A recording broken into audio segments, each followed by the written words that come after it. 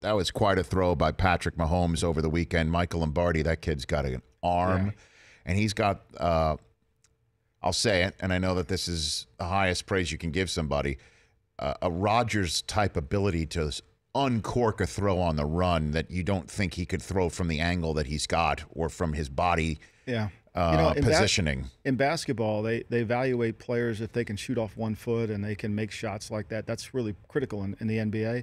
And in football, it's critical to be able to throw the ball from any position of your body and make an accurate throw. Some guys can and some guys can't. Mahomes obviously can. I think the fascinating thing about the Chiefs, just watching them in the first 2 preseason games, is they're sitting on an offense that we don't know yet. I mean, Andy Reid is hiding a lot of things. What do you mean? Well, he's coming out with his typical last year's offense, but he knows Mahomes. Last year, when Alex Smith came to the line of scrimmage, he had a lot of things he had to get done in 20 seconds. He had to change the mic. He had to put the protection on. They were always in 2 plays. He had to get him in the right play, change the cadence. It was a lot of things going on. That's not going to be Mahomes' game. Mahomes' game is going to come down to going to make explosive plays down the field. And so I think what you're going to see from Andy is a little shift in what he's doing, and he's got enough skill players to allow him to make it the game easier for Mahomes to read it and understand where he's going with the football. So the Chiefs are going to have a great offensive year, you believe? I think if their protection and their offensive line can hold up. Well, that's usually what they have, right? Isn't that the forte of the team? Yeah, well, I mean, the first preseason game, they struggled, but I think this game was much better against Atlanta. You know, look, Andy's a really good quarterback coach. What Andy was able to do, if you watch Andy in Philadelphia with Donovan McNabb, a lot of play action, a lot of what we call cross boot, where he would really fake it and set up McNabb behind the tackle, not behind the quarterback, so he could high-low read it and make it easier for him. Andy was very good. Same thing he did with Alex Smith. He did things for Alex Smith that were tailored for what he could do, and I think he'll do the same thing for Mahomes. I think, I said this to you in the back room, Rich, we're in a period of time in the NFL that's really, it's quietly getting unnoticed. We are in a period of having some incredible quarterback play. From maybe it's going to be Mahomes, but I know it's going to be Deshaun Watson, and I know it's going to be Jimmy Garoppolo.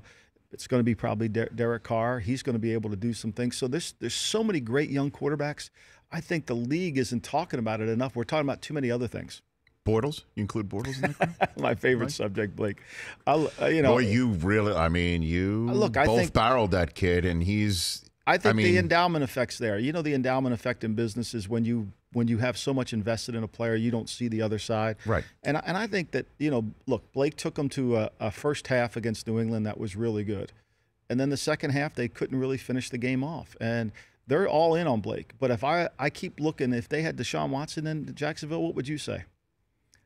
Put some names in Jacksonville and ask yourself that question. How good would they be? Well, what about Bridgewater, who may be available in the next couple of weeks? What do you think the Jets are going to do there? Well, I think the Jets have to sit there and listen to every offer they can. They have to start Sam Darnold. They drafted Sam Darnold to be their franchise player. We talked about that in the last segment. So I think Bridgewater, to me, if you're the Tampa Bay Buccaneers and you know that Jameis Winston is in a contract year, you know that Ryan Fitzpatrick's the backup quarterback, wouldn't it behoove you to trade a second-round pick?